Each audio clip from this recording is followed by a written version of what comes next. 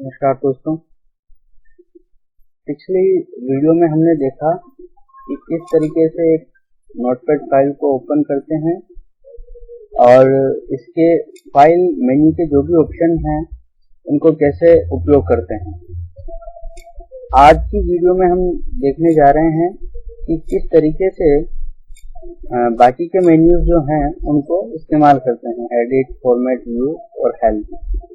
इससे पहले हम ये देखते हैं कि कीबोर्ड पर कुछ और अगर हमको कैरेक्टर टाइप करना है, आप कीबोर्ड पर देख सकते हैं जैसे एक बटन पर दो सिंबल हमको दिख रहे हैं, एक कोमा है और दूसरा लेस देन छोटा है का चिन्ह है।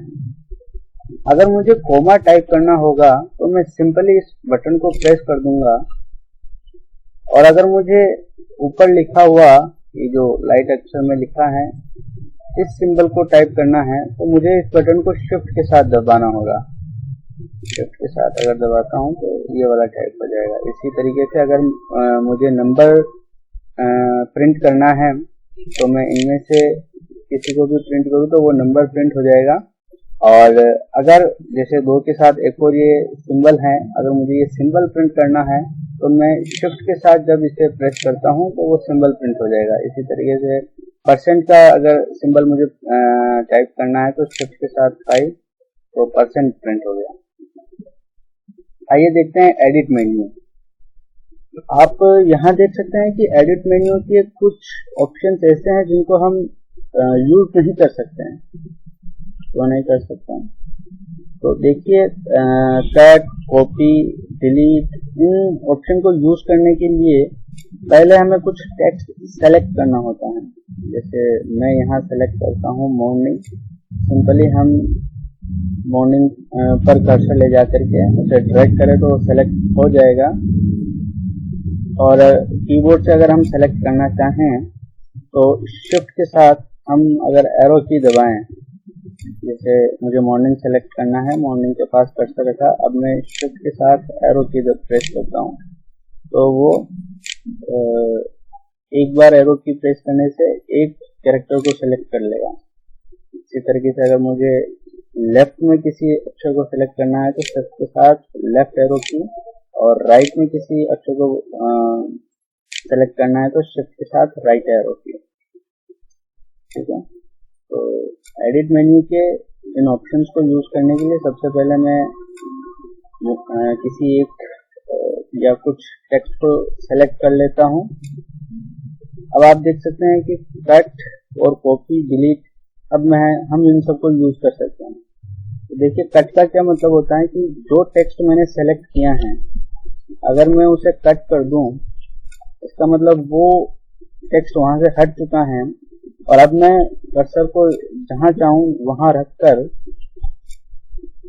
उसे अगर मैं फिर से पेस्ट पर क्लिक करता हूं, यानी कि जो मैंने पहले कट किया था, यहां से हटाया था, उसे अब मैंने नई जगह पर लिख दिया है।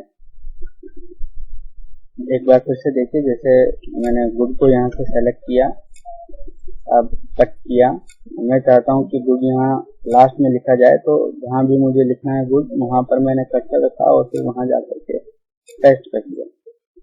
इसी तरीके से अगला ऑप्शन है कॉपी। कॉपी के लिए भी पहले हमें सेलेक्ट करना पड़ता है, कॉपी किया, लेकिन कट और कॉपी में ये फर्क है कि कट में वो जिस चीज को अपन ने कट किया है वो चीज वहां से गायब हो जाती है, लेकिन कॉपी में वो चीज गायब नहीं होती है।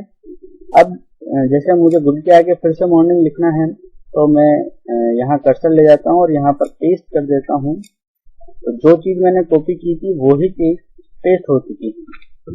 एक बार फिर से हम इस पूरे सेंटेंस को सेलेक्ट करते हैं और इसे कॉपी करते हैं और अगली लाइन में इसे फिर से प्रिंट करने के लिए पेस्ट कर देते हैं।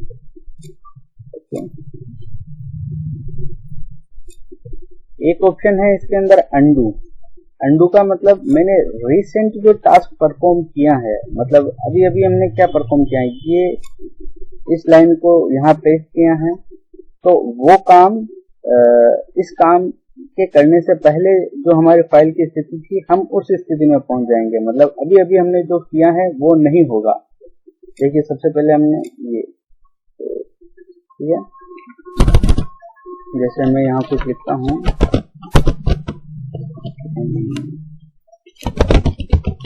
इंडिया, ठीक है।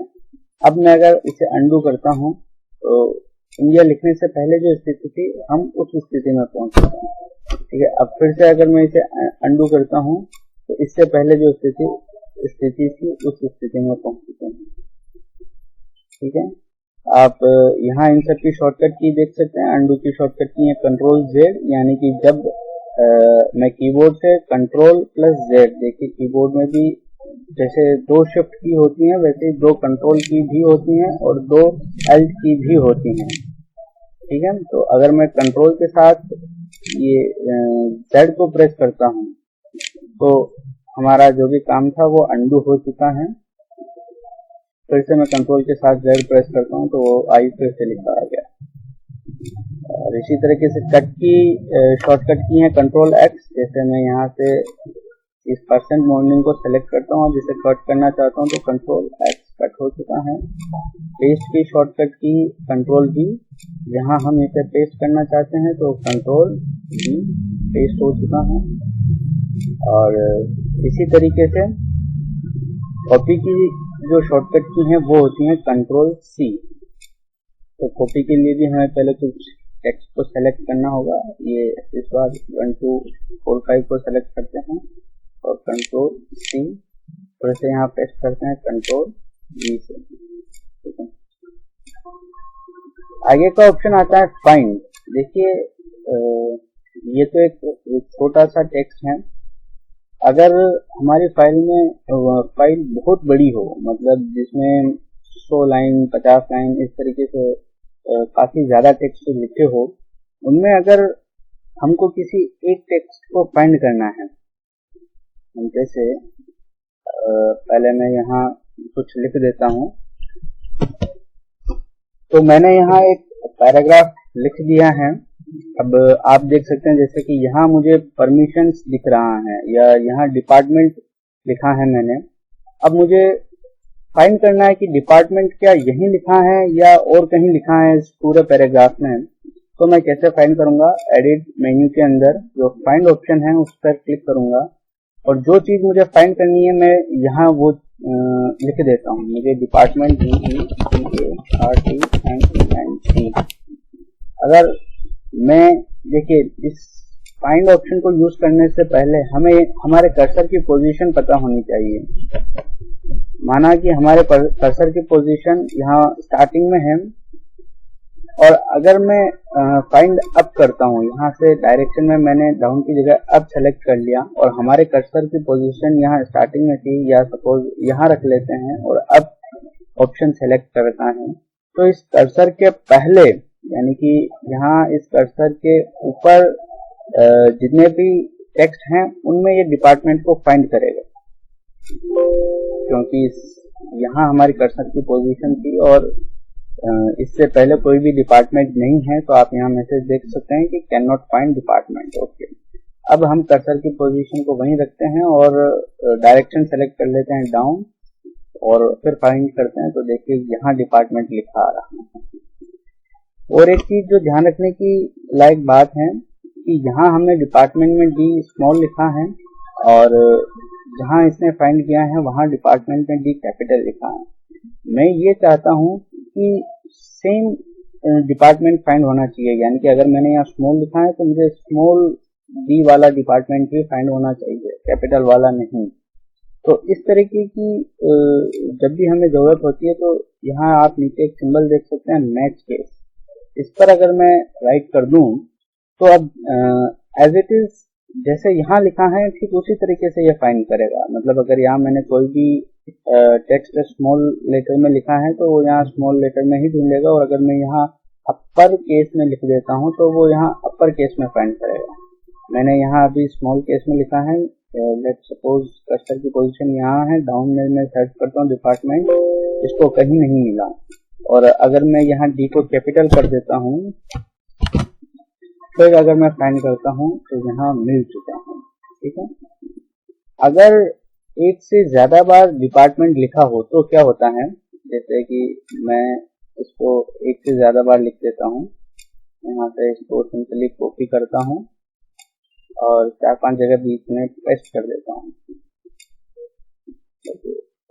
एक यहाँ भी पेस्ट कर देते हैं और एक लास्ट में पेस्ट कर देता हूँ। ओके, कर्सर की पोजीशन मैंने रखी यहाँ। फिर से मैं फाइंड करता हूँ डिपार्टमेंट, ठीक है, नेट केस को टिक कर देते हैं, फाइंड नेक्स्ट। ये पहला डिपार्टमेंट फाइंड हुआ। फिर से अगर मैं फाइंड नेक्स्ट पर क्लिक करूंगा तो अगला डिपार्टमेंट फाइंड हो जाएगा। ये फिर से तीसरा डिपार्टमेंट यहाँ और लास्ट डिपार्टमेंट यहाँ, ठीक है, कैंसिल। इस तरीके से हम देख सकते हैं कि किस तरीके से किसी एक पर्टिकुलर शब्द को पूरे टेक्स्ट में फाइंड किया जाता है। यानी कि अगर इसके अंदर 100, 200, 500, 1000 चाहे जितनी लाइन हो, उनमें जहाँ कहीं पर भी ये डिपार्टमेंट लिखा हुआ होगा उसे ये फाइंड कर लेगा। और ये अब एडिट मेन्यू का अगला ऑप्शन देखते हैं, फाइंड नेक्स्ट। सिंपली हमने डिपार्टमेंट फाइंड किया था, मीन्स ये इसी चीज का शॉर्टकट है। यहाँ जो ये फाइंड नेक्स्ट है, इसी का शॉर्टकट आप यहाँ देख सकते हैं इस जगह पर। यानी कि डिपार्टमेंट कहाँ है वो फाइंड नेक्स्ट आप करते जाएं तो मिल जाएगा। और इसकी शॉर्टकट की है F3। तो चलिए कीबोर्ड से F3 प्रेस करके फाइंड करते हैं। सॉरी, यहाँ ऑन स्क्रीन कीबोर्ड पर आपको फंक्शन कीज नहीं दिख रही होंगी, मीन्स आपके पास जो फिजिकल कीबोर्ड है उसमें यहाँ कुछ और 12 बटन होंगे, F1, F2, F3, F4, इस तरीके से F12 तक। आप उनमें जो F3 है वो प्रेस कीजिए। मेरे पास, मैं अपने F3 में प्रेस करता हूँ तो ये जो भी रेस्पेक्टिव डिपार्टमेंट लिखा होगा आगे उसे फाइंड कर लेगा। और फिर से प्रेस करता हूँ तो ये फाइंड करेगा, ठीक है। अब आगे देखते हैं अगला ऑप्शन, वो है रिप्लेस। मीन्स हमने डिपार्टमेंट फाइंड किया था, अब मैं चाहता हूँ कि डिपार्टमेंट की जगह मैं कुछ और लिख दूँ। सपोज डिपार्टमेंट की जगह मैं ये लिखूँ कॉलेज, ठीक है। तो क्या होगा, सबसे पहले ये डिपार्टमेंट को फाइंड करेगा कि इस पूरे पैराग्राफ में कहाँ लिखा है डिपार्टमेंट। तो चलिए फाइंड करते हैं। सॉरी, क्योंकि कैनॉट फाइंड डिपार्टमेंट, कर्सर की पोजीशन की वजह से ये नहीं फाइंड कर सकता। कर्सर की पोजीशन हम स्टार्टिंग में कर देते हैं, अब फाइंड करते हैं। यहाँ डिपार्टमेंट फाइंड किया है। अगर मुझे इस डिपार्टमेंट को चेंज करना है कॉलेज से तो मैं यहाँ फाइंड नेक्स्ट पर क्लिक कर देता हूँ। अगर नहीं, अगर मुझे चेंज करना है तो मैं रिप्लेस पर क्लिक कर देता हूँ। अगर मुझे इस डिपार्टमेंट को चेंज नहीं करना है तो मैं सिंपली फाइंड नेक्स्ट पर क्लिक कर देता हूँ। मुझे इस डिपार्टमेंट को कॉलेज के साथ चेंज करना है तो मैं इसे रिप्लेस पर क्लिक कर देता हूँ और वहाँ जो डिपार्टमेंट लिखा था उसकी जगह अब कॉलेज लिखा आ गया है। फिर से फाइंड नेक्स्ट करता हूँ। क्या मैं इस डिपार्टमेंट को चेंज करना चाहता हूँ? जी हाँ, रिप्लेस और रिप्लेस। ओके, अब आगे डिपार्टमेंट नहीं है, ठीक है। अब मैं चाहता हूँ कि फिर से कॉलेज जो हमने लिखा था उसे फाइंड करें और उसकी जगह सपोज लिखते हैं स्टूडेंट, ठीक है। हमें ध्यान है 3 जगह कॉलेज लिखा है, यहाँ, यहाँ और यहाँ, हो सकता है कहीं और भी लिखा हो। अब हम एक एक कॉलेज को चेंज ना करके जितने भी कॉलेज इस पैराग्राफ में लिखे हैं सबको एक साथ चेंज करना चाहें स्टूडेंट से, तो रिप्लेस ऑल को क्लिक करें। तो जहाँ कहीं भी कॉलेज था वो अब स्टूडेंट से रिप्लेस हो चुका है। अगर मैं अब कॉलेज फाइंड करना चाहूँ इस टेक्स्ट में तो क्या होता है, चलिए फाइंड करते हैं। कहीं भी कॉलेज नहीं मिला क्योंकि हमने सारे कॉलेज को चेंज कर दिया है स्टूडेंट से। यहाँ से भी कैंसिल कर सकते हैं। अगला ऑप्शन है गो टू। देखिए, गो टू ऑप्शन हम बाद में सीखेंगे, फॉर्मेट मेन्यू पढ़ने के बाद सीखेंगे गो टू ऑप्शन। इसके बाद हम सीखते हैं सेलेक्ट ऑल। यानी कि अगर जैसे मैंने यहाँ किसी एक लाइन, एक टेक्स्ट या एक सेंटेंस को सेलेक्ट किया है, उसकी जगह अगर मुझे पूरा ये डॉक्यूमेंट सेलेक्ट करना हो इस तरीके से माउस से या कीबोर्ड से, तो उसकी शॉर्टकट की है कंट्रोल ए अगर मैं कीबोर्ड से सेलेक्ट करना चाहूँ, और अगर मैं माउस से सेलेक्ट करना चाहूँ तो सिंपली मैं यहाँ क्लिक कर दूँ तो ये सारा जो टेक्स्ट है ये सेलेक्ट हो चुका है। अब मैं इसे जो चाहे करूँ, चाहे कॉपी कर लेते हैं और आगे फिर से पेस्ट कर देते हैं नीचे, ठीक है। अगला ऑप्शन है टाइम एंड डेट।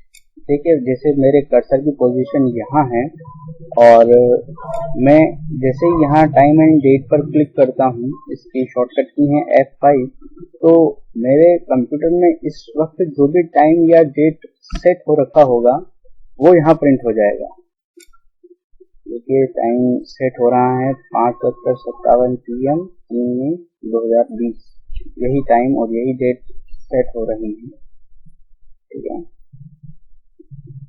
आगे हम देखते हैं फॉर्मेट मेन्यू। फॉर्मेट मेन्यू के बाद हम देखेंगे गो टू का क्या यूज है। फॉर्मेट मेन्यू के अंदर पहला ऑप्शन आता है वर्ड रैप। देखिए इसका क्या मतलब है, मैंने यहाँ अभी वर्ड रैप पर राइट कर रखा है। अगर मैं इस राइट को यहाँ से हटा देता हूँ तो आप देख सकते हैं कि ये जो सारा पैराग्राफ था वो एक ही लाइन में लिखा जा चुका है। एक बार फिर से मैं इसको यहाँ से सेलेक्ट कर लेता हूँ, यहाँ से अभी बी सेलेक्ट है, पहले इसे सेलेक्ट करते हैं। पैराग्राफ ढंग से दिख रहा है। आप देख सकते हैं कि यहाँ ये एक स्क्रॉल बार है,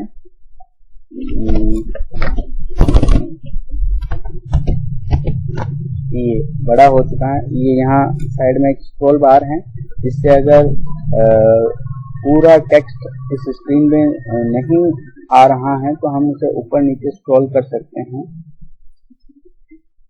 और इसी तरीके से यहाँ नीचे कोई स्क्रॉल बार नहीं है, लेकिन मैं अभी यहाँ वर्ड रैप को डीसेलेक्ट कर लेता हूँ तो नीचे भी आप देख सकते हैं कि स्क्रॉल बार आ चुका है और जो पूरा पैराग्राफ था वो पूरा एक ही लाइन में शिफ्ट हो चुका है। यहाँ पर इतनी बड़ी लाइन। तो वर्ड रैप का सिंपली मीनिंग ये होता है कि जो भी कंटेंट हम लिखना चाहें, जब तक हम एंटर प्रेस नहीं करें ये लाइन चेंज नहीं करेगा। लेकिन अगर मैंने वर्ड रैप को यहाँ से सेलेक्ट कर दिया है तो ये पेज की चौड़ाई उतनी ही मानेगा जितनी हमारे स्क्रीन की चौड़ाई है, और बिना एंटर प्रेस किए ही ये लाइन चेंज कर देगा। अगला ऑप्शन है फ़ॉन्ट। ओके, फ़ॉन्ट पर जाते हैं।